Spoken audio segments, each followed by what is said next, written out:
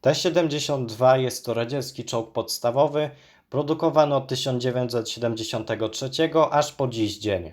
Jest to nadal jeden z najbardziej rozpowszechnionych czołgów na świecie, który ulega ciągłym modernizacjom, aby dorównać swoim młodszym, konkurencyjnym rywalom. Z linii rozwojowej czołgu T-72 pochodzą czołgi T-90 czy chociażby nasze rodzime PT-91. W latach 70. w Związku Radzieckim produkowano jednocześnie trzy rodzaje czołgów podstawowych: T-64, T-72 oraz T-80. Przyczyną takiego stanu rzeczy była oczywiście zimna wojna oraz związany z nią wyścig zbrojeń. Na tej płaszczyźnie rywalizowały ze sobą dwa biura projektowe: sławetna charkowska fabryka traktorów, która za czasów II wojny światowej produkowała czołgi T-34, a także uralska fabryka wagonów z Niżnego Targilu.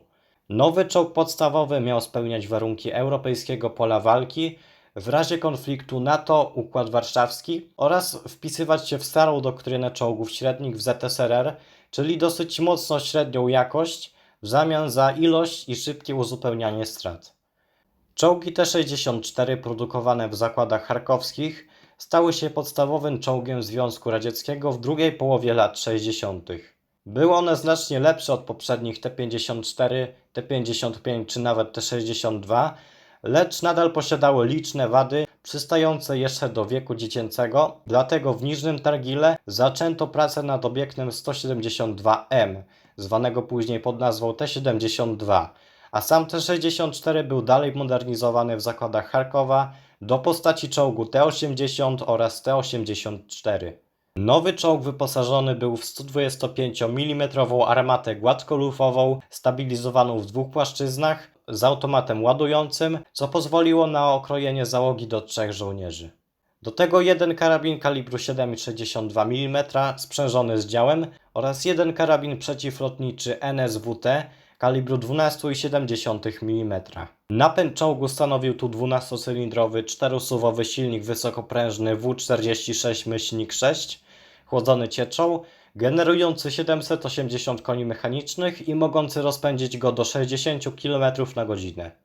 Co wyjątkowe, T-72 na tle innych czołgów podstawowych jest dosyć lekki, bo waży on około 41 ton, gdzie masa takiego Abramsa zaczyna się od około 60 ton. Efektem tego jest nieco gorsze opancerzenie względem konkurencji, ale ten problem jest powiedzmy rozwiązany przez pancerz reaktywny, który bardzo często okala te czołgi ze wszystkich stron. Wariantów T-72 jest naprawdę od groma. Większość użytkowników tego czołgu miała jakieś swoje autorskie modyfikacje. Użytkownikami T-72 są przede wszystkim kraje należące niegdyś do Układu Warszawskiego, ale też wiele innych państw afrykańskich czy też azjatyckich. T-72 na wyposażenie Wojska Polskiego wszedł w 1978 roku i był produkowany również u nas w zakładach Bumar-Łabędy w Gliwicach. W 2005 roku posiadaliśmy niecałe 600 sztuk tego czołgu w różnych wersjach, natomiast obecnie w służbie jest ponad 100 T-72, reszta została przekazana walczącej Ukrainie lub przeszła głęboką modernizację do standardu czołgu PT-91 twardy. W momencie swojego debiutu w wojnie iracko-irańskiej zadziwiły świat swoją 125 mm armatą, następnie brały udział w konflikcie w Libanie, podczas operacji Pustynna Burza, w I wojnie czeczeńskiej, w II wojnie w Zatoce Perskiej oraz obecnie biorą czynny udział w wojnie na Ukrainie. A tak prezentuje się klockowy model czołgu T-72 i tym razem jest to moja własna konstrukcja, no oczywiście wykonana w skali 1:35. I teraz ktoś może się zapytać, dlaczego tak długo nie było moich moców na kanale. O tym może powiem jeszcze później, o ile nie zapomnę. Ale na samym początku chciałbym powiedzieć, że ten model powstał na bazie zestawu Scobi. Tutaj, jak możecie zobaczyć, głównie kadłub został wykorzystany do zrobienia właśnie tego czołgu. Sama wieża oczywiście została kompletnie wymieniona. Moim zdaniem tamte rozwiązania, które były w niej użyte, były kompletnie absurdalne i no, nie pasowały do tego czołgu, więc postanowiłem to zmienić. Wydaje mi się, że wyszło nawet dobrze. No i co mogę więcej powiedzieć? Po prostu przejdźmy do omawiania tego modelu. Jeszcze tak dla formalności, no to w zestawie otrzymaliśmy oczywiście tabliczkę z nazwą zestawu, ale i tutaj nie pokażę Wam, bo gdzieś tutaj zgubiłem ją w swojej kolekcji. Ale dostaliśmy również figurkę. Jest to taki oto żołnierz. Wydaje mi się, że to jest jakiś żołnierz niemiecki albo radziecki w takiej fajnej kurtce tutaj. No więc tak to on się prezentuje. Wydaje mi się, że dosyć ciekawa figurka. Takiego czegoś jeszcze nie mieliśmy w Kobi. Więc no może to być po prostu argument do zakupienia tego zestawu. No i jeszcze na wyposażeniu ma tutaj oczywiście Kałasznikowa. Kałasznikow dawno nie pojawiał się w zestawach Kobi, więc myślę, że to też może być dobry powód do zakupienia tego zestawu. Może jeszcze z takich spraw technicznych, które dotyczą tego modelu, no to już wiele osób mi to zarzucało, że tutaj same zawieszenie jest po prostu za wysokie i ten czołg wygląda dosyć nienaturalnie. Odpowiadam już tutaj oficjalnie na kanale, że no chciałem użyć konkretnie tych kół, które tutaj widzicie. One są akurat na wymiar z tymi, które powinny być właśnie w tej skali. W zestawie oczywiście otrzymaliśmy specjalne klocki, które miały to imitować. One prezentują się w ten sposób. No i one są, zobaczcie, zdecydowanie mniejsze od tych, które ja tutaj zastosowałem. One są mniejsze tak dosłownie, zobaczcie tutaj o bandaż, czyli no taką nakładkę gumową, którą można by było nałożyć tutaj na koło, ale ona oczywiście w Kobi nie istnieje. No i przez to też to koło jest troszeczkę mniejsze niż powinno być. Jeśli ktoś chce, no to proszę bardzo, może sobie zbudować tego T72 właśnie z tymi kołami. Jednak ja wolałem użyć właśnie tych większych, żeby, no moim zdaniem po prostu to lepiej wygląda, tak? No poza tym trochę się zawiodłem, no bo kupiłem specjalnie ten zestaw dla tych kół i okazało się, że one są po prostu za małe, ale tutaj jak sobie zobaczycie z drugiej strony, no to one mają takie uwypuklenia i one wydaje mi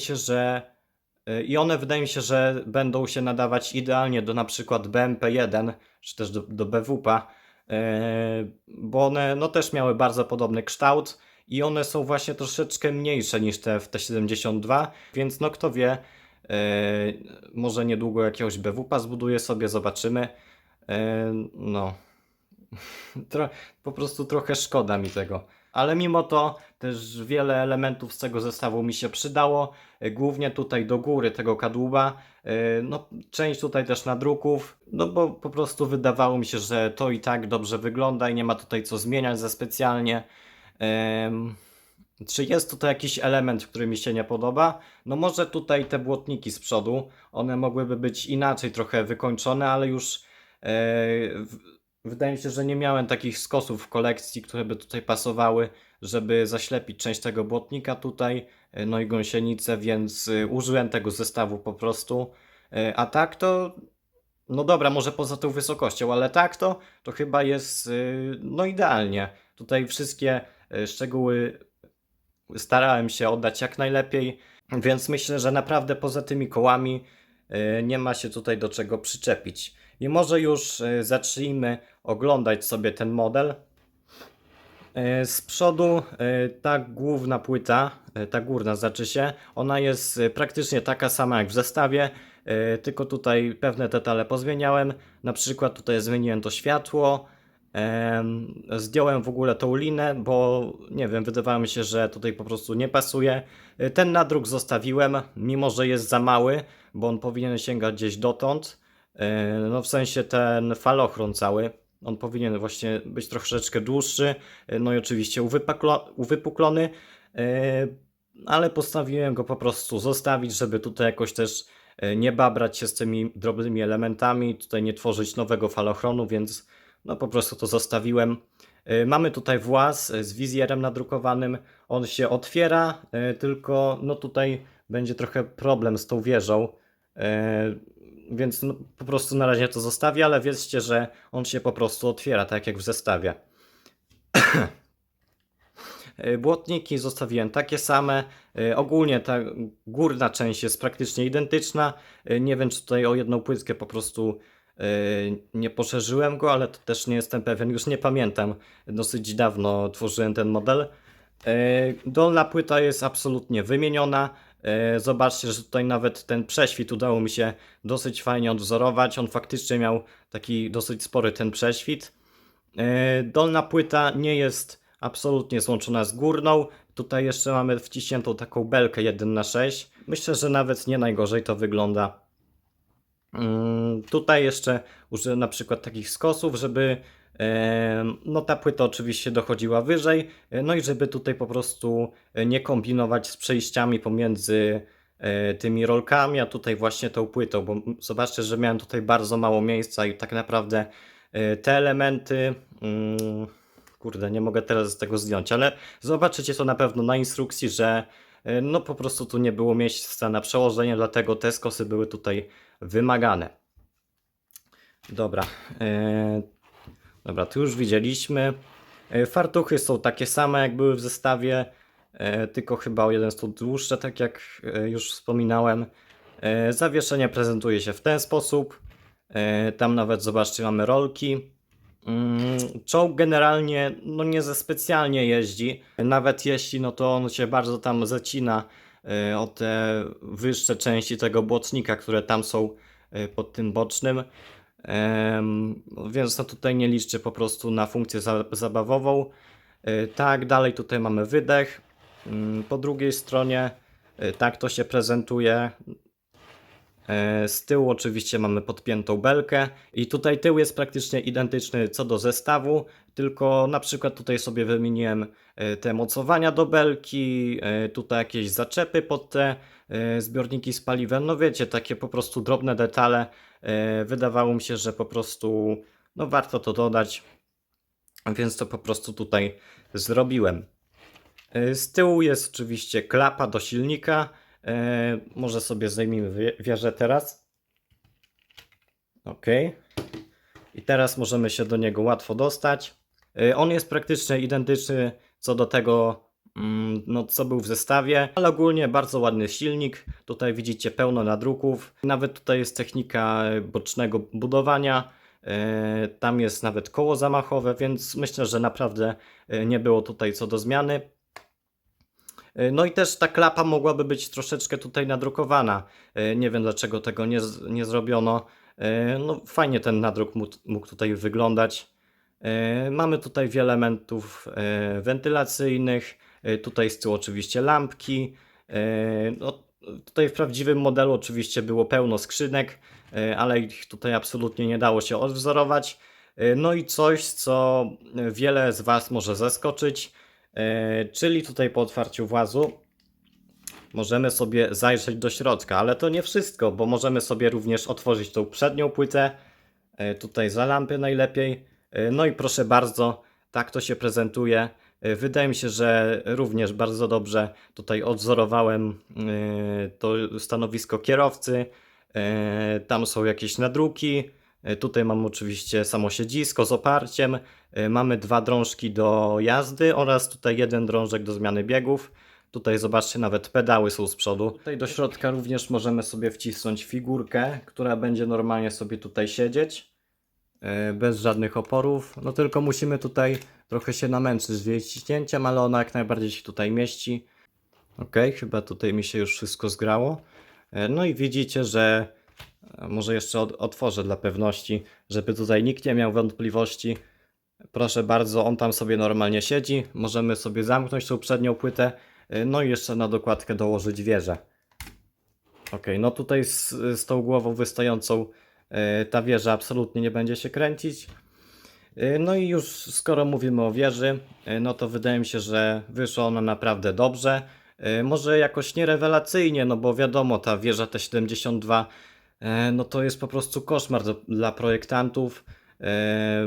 No i tutaj absolutnie wszystkich kształtów nie udało mi się odwzorować, ale wydaje mi się, że mimo wszystko jest naprawdę dobrze.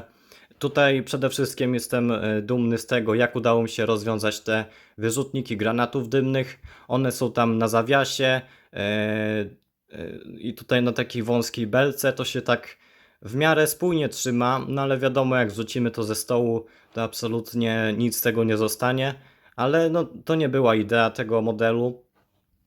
Tutaj mamy jakąś lampę Wydaje mi się, że Noctovision, no ale tutaj możecie mnie poprawić, ci, którzy się bardziej na tym znają. Mamy karabin maszynowy, tutaj jakieś takie skrzynki, czy też sakiewki. Tutaj mamy większe skrzynie na tyle i z boku. Tutaj jest, zdaje się, tuba na wycior. Tu jest kolejny jakiś reflektor, oczywiście antena. Tak, dalej tutaj mamy kolejne elementy obserwacyjne. Tutaj mamy jeszcze właz. On jest niestety nieotwierany, no ale tutaj widzicie, że jest bardzo mało miejsca, ponieważ ta wieża jest tutaj głównie budowana bokiem. No i taki otwierany właz byłoby bardzo ciężko tutaj wmieścić jakkolwiek. Tutaj też powinien być taki mniejszy, no ale już tutaj nie udało mi się go odwzorować. Trudno. No i co? Teraz może moje wytłumaczenie, dlaczego tak długo nie było po prostu filmów z moimi mocami. No ta przerwa trwała już prawie rok. Bodajże na koniec wakacji ostatnich wrzuciłem ostatni film z tej serii. No nie czułem, żeby te filmy były po prostu w jakiś sposób wartościowe. Za każdym razem, kiedy siadałem właśnie do tworzenia takowego filmu, no to oczywiście była część historyczna, no i później oglądanie modelu. I jakby za każdym razem to oglądanie było przeprowadzane w praktycznie identyczny sposób. W bardzo niewielu tych moich mocach jakby samemu podkreślałem jakiekolwiek wady, no bo też czasami ich nie było i tak nie chciałem po prostu na siłę ich szukać, a wiecie, jak ja siadam do robienia czegokolwiek, no to ja staram się to zrobić bardzo dobrze, żeby nikt się po prostu do niczego nie przyczepił, żeby to było po prostu, wiecie, wyłuskane tam, odwzorowane jak najlepiej, zrobione, nawet nie patrząc na czas, po prostu zrobione bardzo dobrze, wytrzymale i tak dalej, i tak dalej. Więc no faktycznie czasami ze szczerego serca nie było mi się do czego tutaj przyczepić, jakiekolwiek wady tutaj znaleźć.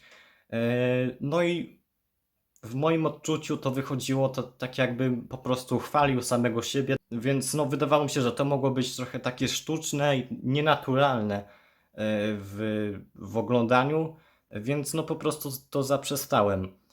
No i jakby przez ten ostatni rok przerwy zabierałem się kilkukrotnie do stworzenia kolejnego materiału z moich moców właśnie. Niestety nie wychodziły, czasami ze względu na brak czasu, czasami no ze względu na brak chęci, no i dopiero teraz się zabrałem za stworzenie filmu, no bo dostaliśmy takiego mocno średniego T-72 z badziewną wieżą, średnim powiedzmy zawieszeniem, no i byłem na tyle sfrustrowany, bo teraz mamy no dosyć sporo modeli, które mi się naprawdę nie podobają w Kobi. Czasami tego nie mówię, ale chociażby na karcie społeczność możecie to zobaczyć, że no po prostu część, no i to taka dosyć spora część, głównie czołgów w skali 1 do 35, bardzo mi się nie podoba i chciałbym pokazać, że faktycznie da się zrobić to lepiej. Czasami z wykorzystaniem takich nieoczywistych technik, które no nie pozwalają czasami na maksymalną wytrzymałość tego pojazdu, ale jednak faktycznie się da. Faktycznie da się to zrobić lepiej. Chciałem to po prostu pokazać za sprawą na przykład wieży tej T-72. No i przy okazji też cały moc z tego powstał. No więc obecnie mam taki plan, żeby część z tych moich starszych moców po prostu odbudować, jeszcze raz faktycznie wrzucić na kanał, coś o nich więcej opowiedzieć. No i mam nadzieję, że ten plan mi się faktycznie uda. Część tych filmów pewnie będzie wychodziła jeszcze do końca tego roku, może jeszcze dalej. Bo na przykład taki Krab, który ma wyjść, tutaj nie wiem czy wszyscy wiedzą, ale były pogłoski, że ma wyjść nowy Krab w Kobi. No i jak ja bym odbudował na przykład tego swojego Kraba, który był nawet nie najgorszy i zrobił takie porównanie mojego Kraba i tego z Kobi, byłoby to myślę naprawdę bardzo ciekawe. No i pewnie jakieś inne powody do tych pozostałych moich moców znajdę w międzyczasie. No więc to będą plany na najbliższe miesiące. Jeśli ktoś z Was tutaj dotarł do tej minuty, no to serdecznie pozdrawiam. Bardzo mało widzów ogólnie ogląda do końca. A na dzisiaj to by było tyle. Dziękuję za wszelkie formy wsparcia, za łapkowanie, za komentowanie, za subskrypcję. Trzymajcie się. Cześć.